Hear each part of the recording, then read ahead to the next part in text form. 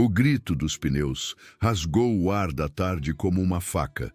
Uma carreta gigantesca fez um L, atravessando as duas pistas, seu reboque deslizando de lado em uma chuva de faíscas. O tempo se fragmentou em câmera lenta enquanto a sombra do caminhão caía sobre um garotinho paralisado em seu caminho. Naquele instante, 3 vidas colidiram. Um menino que nunca conheceu seu pai, uma enfermeira carregando o legado de seu próprio herói e um homem que passou 5 anos esperando para cumprir uma promessa a um irmão falecido.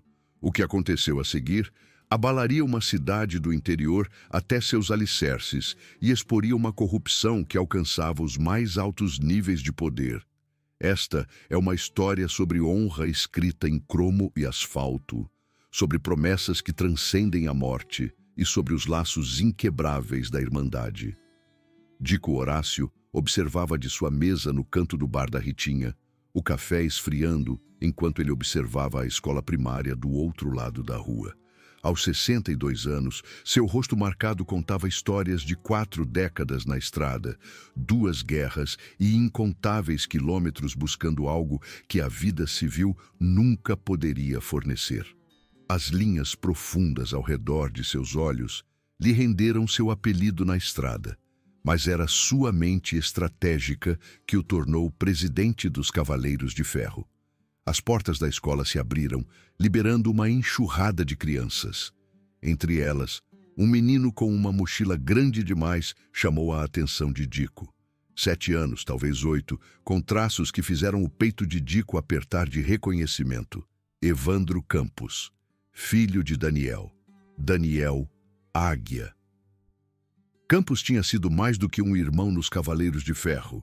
Ele salvou a vida de Dico no Iraque, arrastando-o por quase 1 quilômetro sob fogo inimigo depois que estilhaços rasgaram sua perna. 5 anos atrás, Daniel morreu nesta mesma rodovia, retirando 3 pessoas de um carro em chamas antes que ele explodisse. Dico tinha feito uma promessa no funeral de Daniel, em pé sobre aquele caixão coberto com a bandeira, enquanto Lúcia Campos, grávida e devastada, silenciosamente culpava o clube de motociclistas pela morte de seu marido. Nós vamos cuidar deles, sempre. Mas Lúcia não queria nada com os Cavaleiros de Ferro. Dico havia honrado esse desejo, observando de longe enquanto Evandro crescia, vislumbrando Daniel na expressão determinada do menino. Hoje, essa distância se estilhaçou. Evandro se separou de sua mãe, perseguindo algo que havia caído de sua mochila. Um dinossauro de brinquedo escorregou para a rua. O menino seguiu sem olhar. A carreta Scania virou a esquina a 70 por hora em uma zona escolar. Rápido demais, pesado demais para parar. Dico já estava se movendo quando o motorista pisou nos freios, os pneus gritando contra o asfalto. O grito de Lúcia cortou tudo. Mas alguém foi mais rápido. Uma jovem que estava ajudando Evandro com o cadarço do sapato se lançou na rua. 3 passadas. Então um mergulho que envolveu o menino em um casulo protetor enquanto eles rolavam sob a enorme estrutura do caminhão. O caminhoneiro travou os freios, enviando o veículo para uma derrapagem. O reboque se abriu, começando a rolar. Dico saltou sobre o balcão do bar, calculando ângulos e impactos nos segundos que levou para alcançá-los. O caminhão estremeceu até parar, um lado se levantando antes de cair com uma força que rachou o pavimento. Por algum milagre, a mulher e o menino haviam passado pelas rodas. Dico caiu de joelhos ao lado deles. A mulher havia se envolvido completamente em torno de Evandro, seu corpo um escudo humano.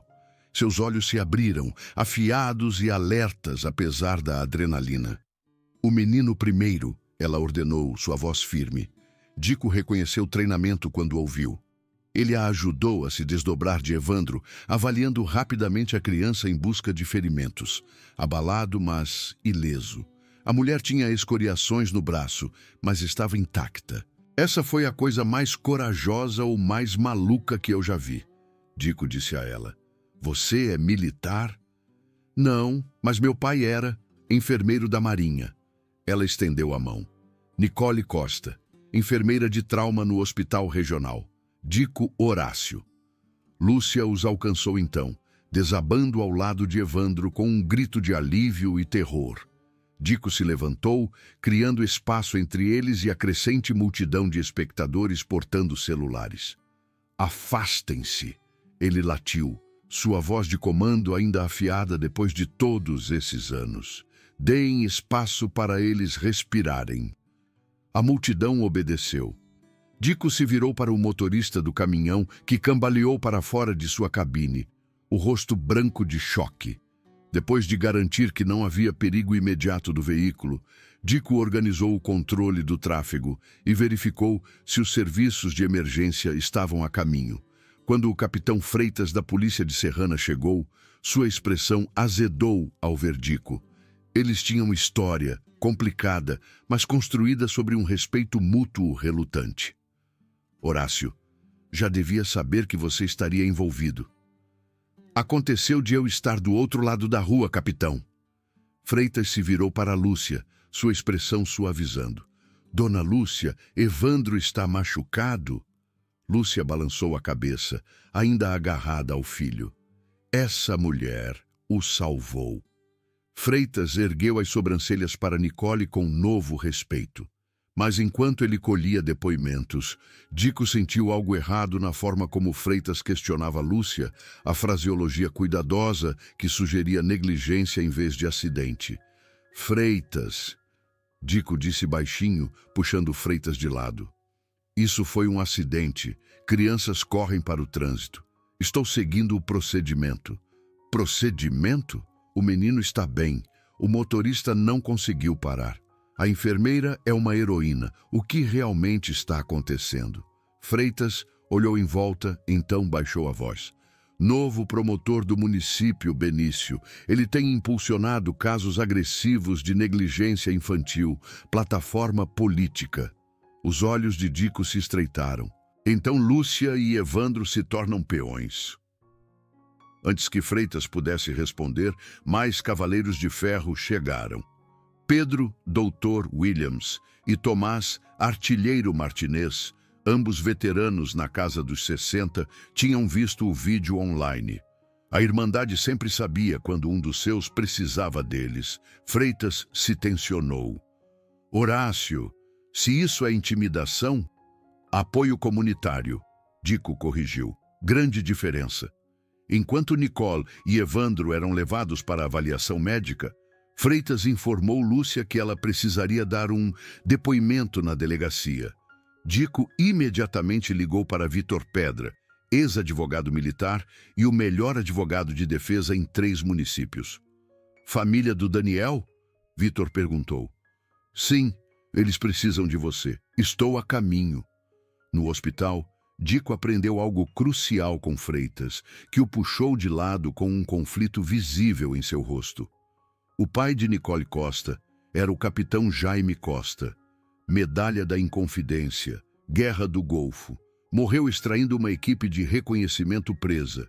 Dico absorveu isso. Heróis geram heróis. Depois de garantir que Evandro estava clinicamente liberado, Dico e os Cavaleiros de Ferro escoltaram Lúcia e Evandro até a delegacia. Mas Vitor trouxe notícias perturbadoras. Tem mais coisa acontecendo aqui. O promotor Benício é o principal investidor da incorporadora Pontal. Eles têm comprado propriedades ao longo da rua 15 de novembro há 18 meses, onde Lúcia mora. O proprietário não quer vender. Dico sentiu uma raiva fria se instalar em seu estômago. Eles estão usando o acidente de Evandro como alavanca. Essa é a minha teoria. Se Lúcia for acusada, mesmo sem condenação, o Conselho Tutelar investiga. Ela pode ter que se mudar. Um inquilino menos simpático para o proprietário que não cede. Naquela noite, o capitão Freitas se encontrou com Dico em um mirante fora da cidade, longe dos canais oficiais. Eu não posso lutar contra Benício abertamente, Freitas admitiu. Ele controla orçamentos, pensões, supervisão. Mas eu não vou fazer parte disso. Ele entregou a Dico um envelope.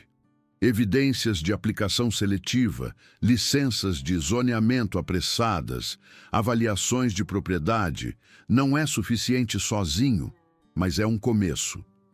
Dico aceitou o envelope surpreso. Por que me dar isso? Porque você opera fora do sistema e porque Daniel era um dos seus. Isso não é apenas imobiliário para você. Nos dias seguintes, Dico mobilizou os Cavaleiros de Ferro em múltiplas frentes.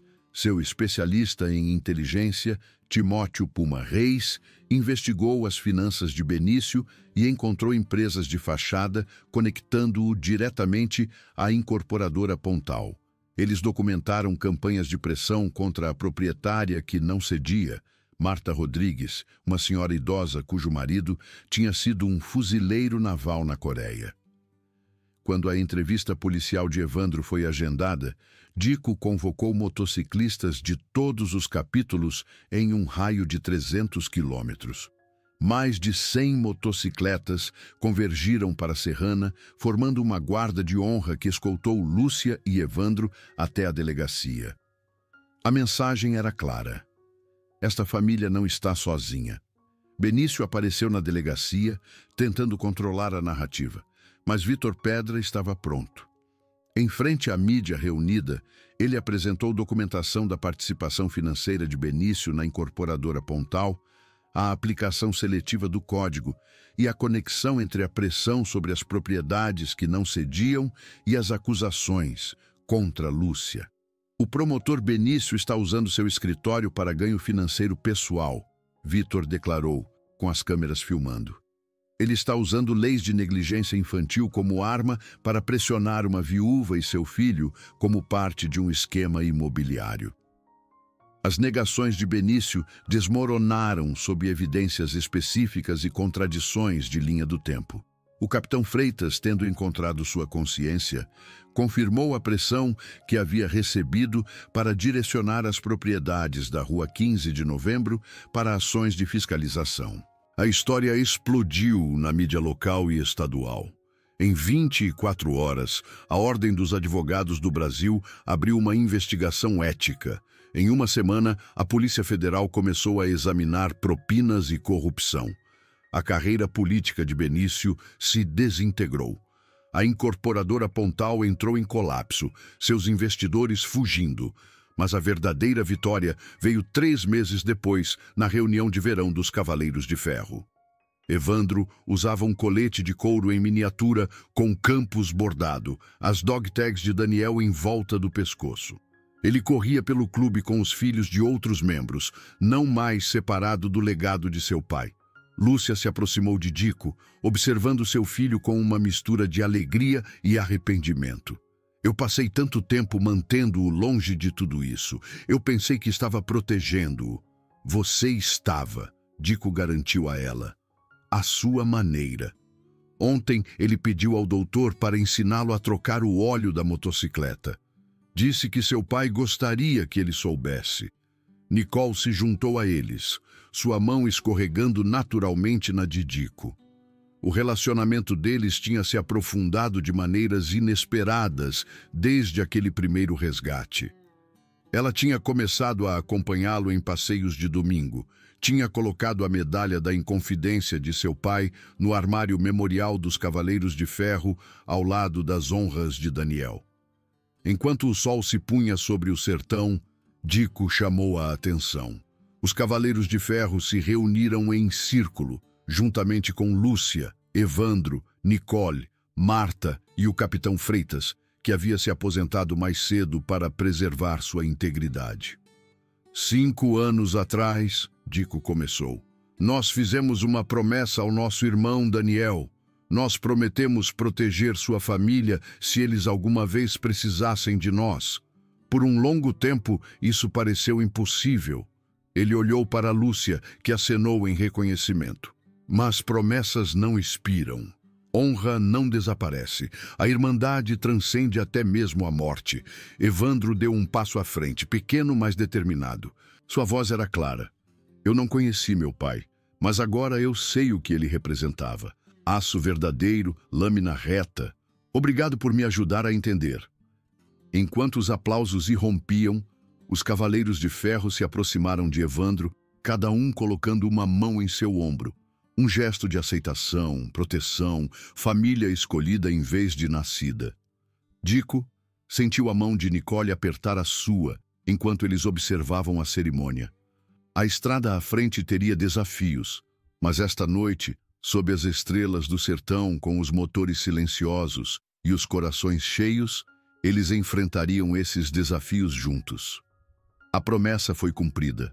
O legado continuou, e os Cavaleiros de Ferro continuariam a rodar, guardiões da honra, em um mundo que muitas vezes se esquecia do que a palavra realmente significava.